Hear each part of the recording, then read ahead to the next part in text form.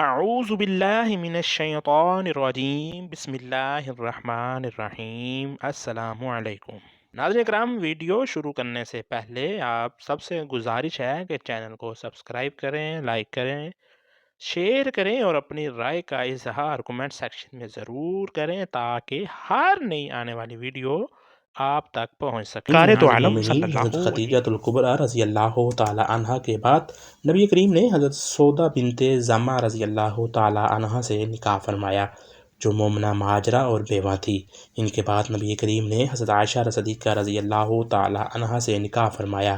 امہات المومنین میں یہی کمواری تھیں اور سب سے زیادہ ذہین اور مضبوط حافظے کی مالکہ تھی۔ ان کا لقب صدیقہ اور حمیرہ ہے، کنیت عبداللہ ہے۔ یہ کنیت خود حضور صلی اللہ علیہ وآلہ وسلم کی تجویز فرمائی ہوئی تھی۔ ناظرین، اس کی تفصیل یہ ہے کہ عرب میں کنیت رکھنا شرافت کا معیار اور علامت سمجھی جاتی تھی۔ ایک دن انہوں نے نبی کریم صلی اللہ علیہ وآلہ وسلم سے عرض کیا کہ اے عرب کی عورتیں کنیت سے مشہور ہیں، آپ صلی اللہ علیہ وآلہ وسلم میری بھی کوئی کنیت تجویز فرما دیں۔ اس پر آپ صلی اللہ علیہ وآلہ وسلم نے فرمایا، اپنی کنیت عبداللہ کے نام کی نسبت سے عبداللہ رکھ لو۔ واضح رہے کہ حضرت عبداللہ حضرت عائشہ رضی اللہ تعالی عنہ کے بھانجے تھے۔ حضرت عائشہ صدیقہ رضی اللہ تعالی عنہ نے نبی کریم کے اعلان نبوت کے 4 سال بعد پیدا ہوئیں۔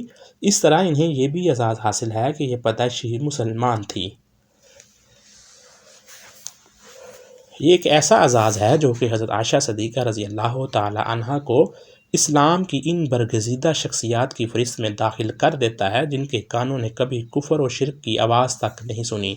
حضرت عائشہ رضی اللہ تعالی عنہ انتہائی ذہین تھیں اور انہیں یہ بھی اعزاز حاصل ہے کہ عملی طور پر صحابیات میں سب سے زیادہ فقیہہ تھیں۔ نبی کریم نے نکاح سے پہلے انہیں 2 مرتبہ خواب میں دیکھا کہ وہ ریشمی کپڑے میں ملبوس ہیں۔ کوئی شخص آپ صلی اللہ علیہ وآلہ وسلم سے کہتا ہے کہ یہ آپ کی زوجہ محترمہ ہے۔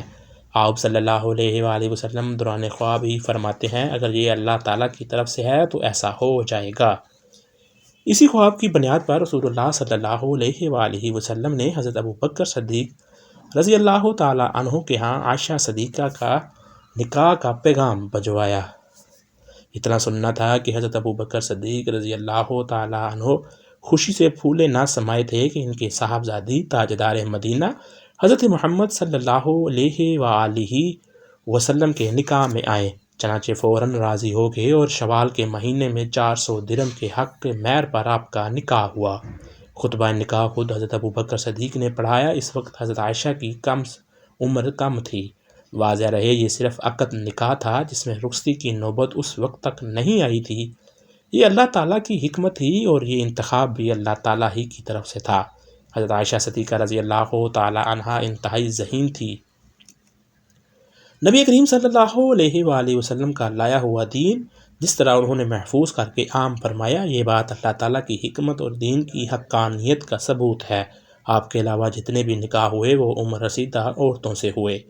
حضرت عائشہ صدیقہ رضی اللہ تعالی عنہ نے آپ صلی اللہ علیہ وآلہ وسلم کی ایک ایک بات انتہائی شوق و رغبت کے ساتھ دیکھی، پرکھی، سمجھی اور امت مسلمہ کی خصوصاً عورتوں تک اور عموماً دیگر صحابہ کرام رضوان اللہ اجمعین تک کما حقہ من وعن پہنچائی۔ عقد نکاح کے کچھ عرصے بعد نبی کریم صلی اللہ علیہ وآلہ وسلم اور حضرت ابوبکر صدیق کو مدینہ منورہ کی طرف ہجرت کا حکم ہوا اور یہ دونوں حضرات مدینہ منورہ کے لیے روانہ ہو گئے۔ راستے میں مختلف واقعات پیش آئے۔ بالآخر آپ دونوں حضرات مدینہ منورہ بخیر و عافیت پہنچ گئے۔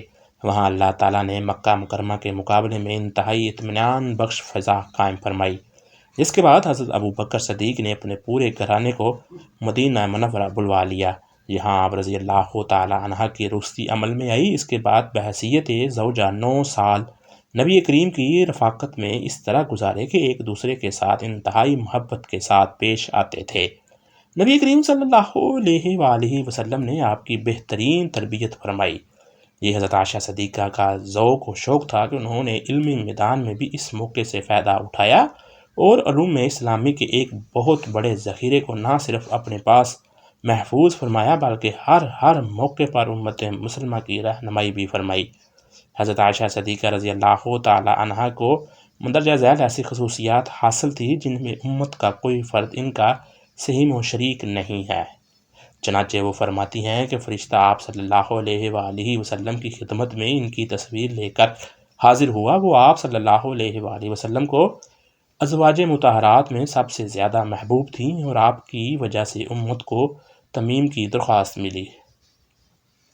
آپ کی پاک دامنی اور برات میں 10 قرآنی آیات نازل ہوئیں۔ اس کے علاوہ اور بھی کئی فضیلتیں حاصل تھیں۔ حضرت عائشہ صدیقہ رضی اللہ تعالی عنہ فرماتی ہیں کہ لوگ رسول اللہ صلی اللہ علیہ وآلہ وسلم کی خدمت میں ہدیہ پیش کرنے کے لیے اس دن کا انتظار کرتے جس روز آپ صلی اللہ علیہ وآلہ وسلم کی میرے یہاں باری ہوتی۔ ان کا منشا رسول اللہ صلی اللہ علیہ وآلہ وسلم کی خوشنودی حاصل کرنا تھا۔ حضرت عروہ بن زبیر رضی اللہ تعالی عنہ کا قول ہے کہ میں نے قرآن و حدیث، فقہ و تاریخ اور علم الانساب میں ام المومنین حضرت عائشہ صدیقہ رضی اللہ تعالی عنہ سے بڑھ کر کسی کو نہیں دیکھا۔ حضرت عائشہ صدیقہ رضی اللہ تعالی عنہ سے بڑھ کر میں نے کسی فصیح الانسان کو نہیں پایا۔ ایک حنف بن قیس اور موسیٰ بن طلحہ کا قول ہے۔ رسول اللہ صلی اللہ علیہ وآلہ وسلم کا معمول تھا کہ آپ صلی اللہ علیہ وآلہ وسلم میں جہاں عام حالات میں اپنے ساتھ حضرت عائشہ کو رکھا کرتے تھے، وہاں کئی موقع پر سفر میں بھی آپ کو اپنے ساتھ لے گئے، جن میں غزوات کے سفر بھی شامل ہیں۔ رسول اللہ صلی اللہ علیہ وآلہ وسلم کی اس دنیا سے پردہ فرمانے کے وقت آپ کی طبیعت کئی روز علیل رہی، بیماری نے شدت اختیار کی اور آپ صلی اللہ علیہ وآلہ وسلم نے اپنی تمام ازواج مطہرات سے اجازت چاہی کہ آپ کی تیمارداری حضرت عائشہ صدیقہ کے ہاں کی جائے۔